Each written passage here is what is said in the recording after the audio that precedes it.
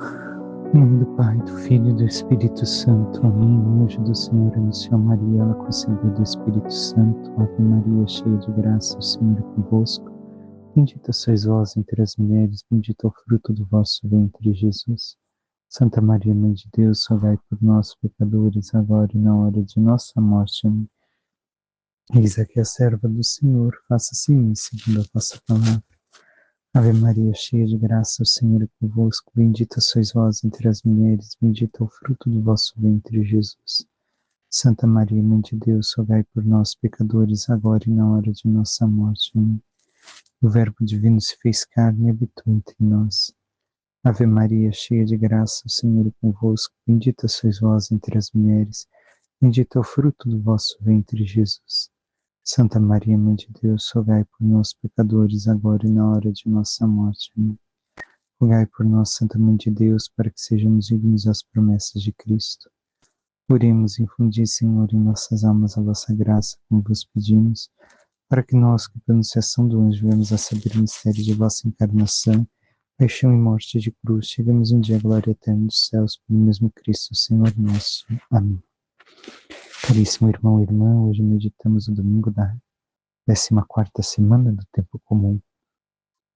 A primeira leitura de Zacarias nós escutamos no domingo de Ramos, em um dos 3 atos litúrgicos.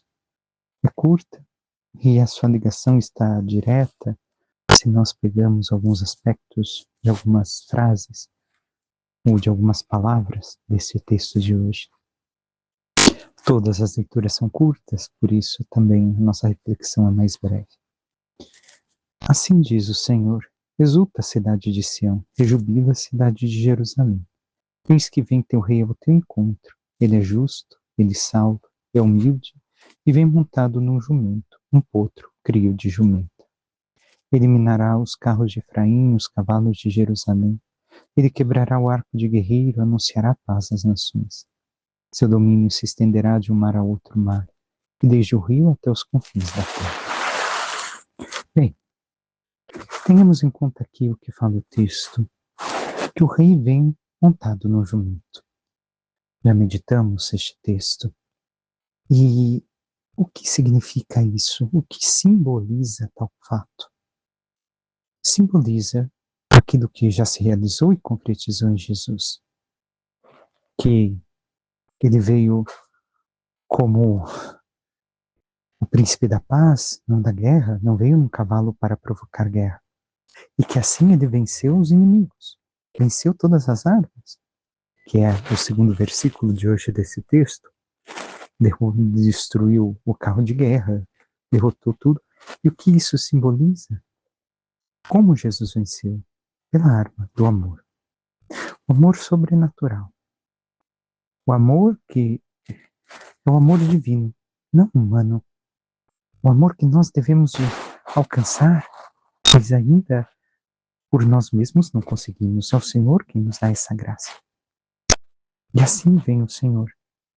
E nos dá arma para derrotar o mundo e para alcançarmos aquilo que também será dito na segunda leitura. Mas tenhamos ainda outra visão. Alguns santos místicos colocam o corpo como um jumento, como um burro. Por quê? Porque eu tenho que subjugar a minha carne, que é o que está diretamente na segunda leitura. Dominar este irmão burro. E assim podemos também comparar, se olhamos na questão mística, Jesus, que também veio em um corpo semelhante ao nosso, como diz a segunda leitura de hoje. Um corpo semelhante ao nosso, igual a nós em tudo, exceto no pecado. Assim, nós devemos de dominar para alcançar a verdadeira paz, a plenitude de vida. Mas o quanto nós temos dominado os nossos instintos, as nossas paixões, o nosso corpo, segundo aquilo que é espiritual, seguindo a vontade de Deus. Passemos ao Salmo antes do Evangelho. O refrão nos diz: bendirei eternamente vosso nome, ó Senhor. É isso que somos chamados, a recordar a misericórdia, a graça, a bondade do Senhor e a bendizer eternamente o seu nome, por toda a transformação e todas as maravilhas que realiza em nossa vida. O Evangelho de São Mateus diz: naquele tempo Jesus pôs-se a dizer: eu vos louvo, ó Pai, Senhor do céu e da terra, porque escondeste essas coisas aos sábios e entendidos e as revelastes aos pequeninos. Sim, Pai, porque assim foi do teu agrado. Tudo me foi entregue por meu Pai, e ninguém conhece o Pai senão o Filho, e ninguém conhece o Filho senão o Pai, e aquele a quem o Filho quiser revelar. Vinde a mim, vós todos que estáis cansados e fatigados sob o peso dos vossos fardos, e eu vos darei descanso. Tomai sobre vós o meu jugo e aprendei de mim, porque sou manso e humilde de coração, e vós encontrareis descanso. Pois meu jugo é suave e meu fardo é leve. Em certa ocasião já meditamos este texto. Hoje teremos outros aspectos a ver em relação à primeira e segunda leitura. Jesus, por primeiro, louva ao Pai, porque revela as coisas a quem? Não aos que se sentem doutos, que dizem conhecer o Senhor, mas os que se abrem para conhecer, os que se fazem humildes, os que são humildes. A estes, o Pai pode se revelar. Os autores da lei, os fariseus, até mesmo alguns discípulos de João que não deixaram para seguir Jesus, nos versículos e capítulos anteriores, questionam e têm Deus como sua pretesa, com o seu conhecimento, e não aceitam a revelação que Jesus faz do Pai. Mas aqueles que são humildes estão ganhando esta vida nova em Jesus. Eu e você estamos fechados em nossas convicções, em nossas certezas sobre Deus, a ponto de não permitirmos que na intimidade o Senhor possa nos revelar algo a mais, algo mais profundo do seu ser, da sua graça. E segue mais adiante: tudo me foi entregue por meu Pai, ninguém conhece o Filho senão o Pai, ninguém conhece o Pai senão o Filho, aquele a quem o Filho quiser revelar. Recordemos, conhecer é ter intimidade. E aqui Jesus está a indicar verdadeiramente o quê? Ninguém conhece, ninguém tem intimidade com o Pai, a não ser quem é filho. Nós podemos tirar o exemplo de nossas vidas. Como? Olhemos, você que me escuta conhece teu pai enquanto pai e a tua mãe enquanto mãe. Eu, ou qualquer outra pessoa que conheço, conhecemos ou fulano ou beltrano. Não o papel de pai e o papel de mãe. Como podemos conhecer o pai e a mãe em essência? Ora, por aquilo que o filho e a filha revelam. E a mesma coisa, se sendo todos nós filhos, as pessoas nos conhecem enquanto o fulano que somos. Mas quem nos conhece enquanto filhos? O pai e a mãe. Então quem pode revelar? Ah, enquanto filho, meu filho, minha filha é assim assado. O pai e a mãe. É isso que Jesus está a indicar para cada um de nós. Que só podemos conhecer o Pai através dele, não há outro meio. Se nós entramos nessa dinâmica do filho e de sermos filhos em filho, como o batismo fez conosco, se nós não entramos nessa dinâmica de conversão, de mudança de vida, de vivermos tudo aquilo que Jesus nos pede, nos inspira, nos ensina, nós não conheceremos o Pai de forma plena. Nós talvez nem cheguemos a conhecer o Pai como Jesus quer revelar, como o Pai deseja ser conhecido.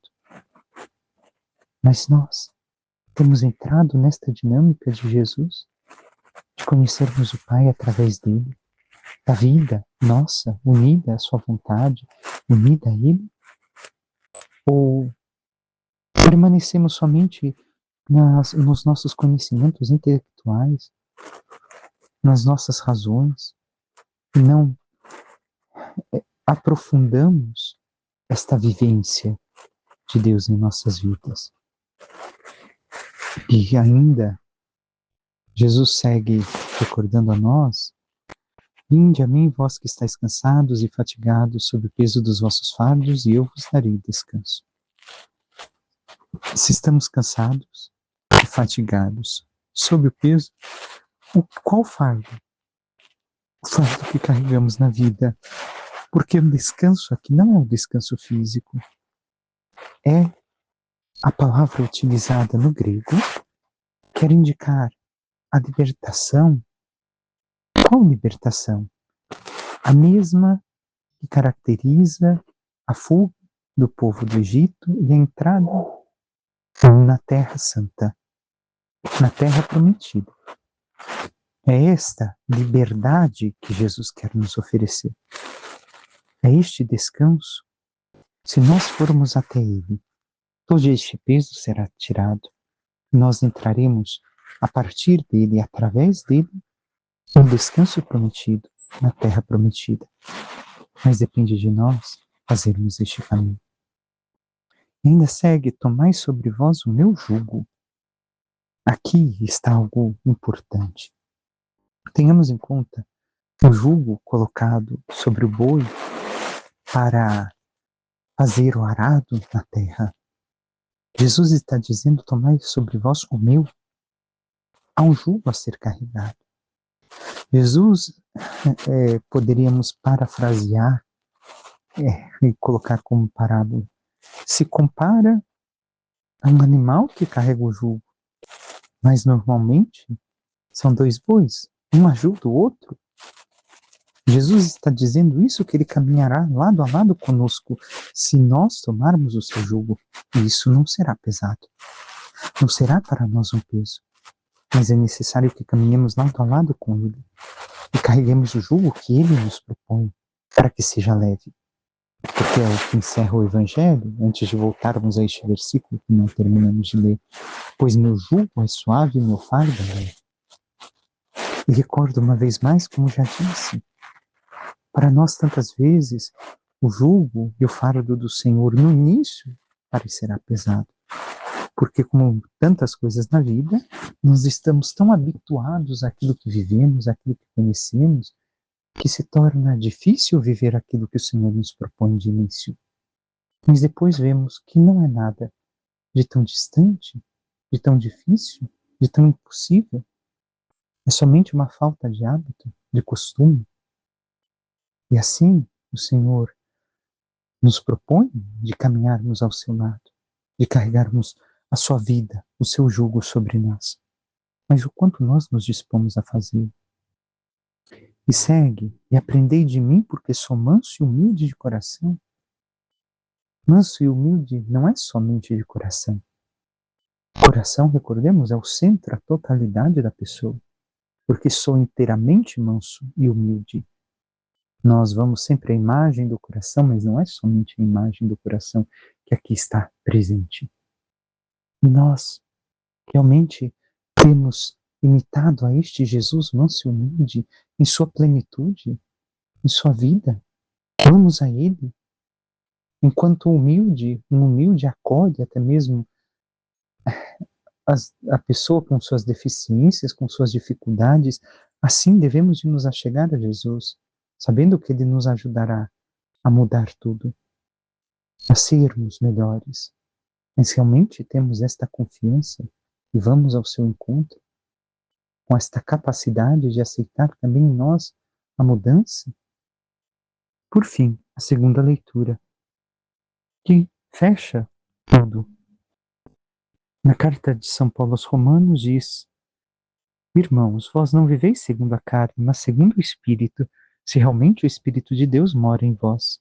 Se alguém não tem o Espírito de Cristo, não pertence a Cristo. Aqui está falando São Paulo em Espírito com E minúsculo e Espírito com E maiúsculo. Com E maiúsculo, Espírito de Cristo é o Espírito Santo. Com E minúsculo é o nosso. Recordemos, o homem tem corpo, alma e espírito. O que é o espírito? É algo parecido com a alma? Não. É o ponto da minha alma que se une a Deus. É ali onde eu consigo por assim dizer, ter o centro da minha vida espiritual, onde a graça me tocou, e se eu vivo e buscando a graça e me abro a Deus na oração, ali o Espírito Santo me fala, ali ele se faz presente, ali a Trindade faz morada. Isto é o Espírito que aparece no texto com E minúsculo. Então, São Paulo está falando, se viveis segundo ali, aquele contato, aquela união com Deus, realmente o Espírito Santo está em vós. Caso contrário, não. E nós nos esforçamos em viver deste Espírito. E se o Espírito daquele que ressuscitou Jesus dentre os mortos mora em vós, então aquele que ressuscitou Jesus Cristo dentre os mortos vivificará também vossos corpos mortais por meio do seu Espírito que mora em vós. Portanto, irmãos, temos uma dívida, mas não para com a carne, para vivermos segundo a carne. Pois se viverdes segundo a carne, morrereis. Não morrer aqui é a morte espiritual, o inferno. Mas se pelo Espírito matardes o procedimento carnal, então vivereis. Tereis a vida eterna.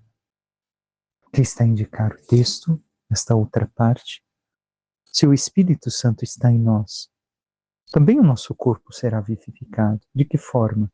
Porque viveremos segundo os ensinamentos de Jesus, segundo a sua vida.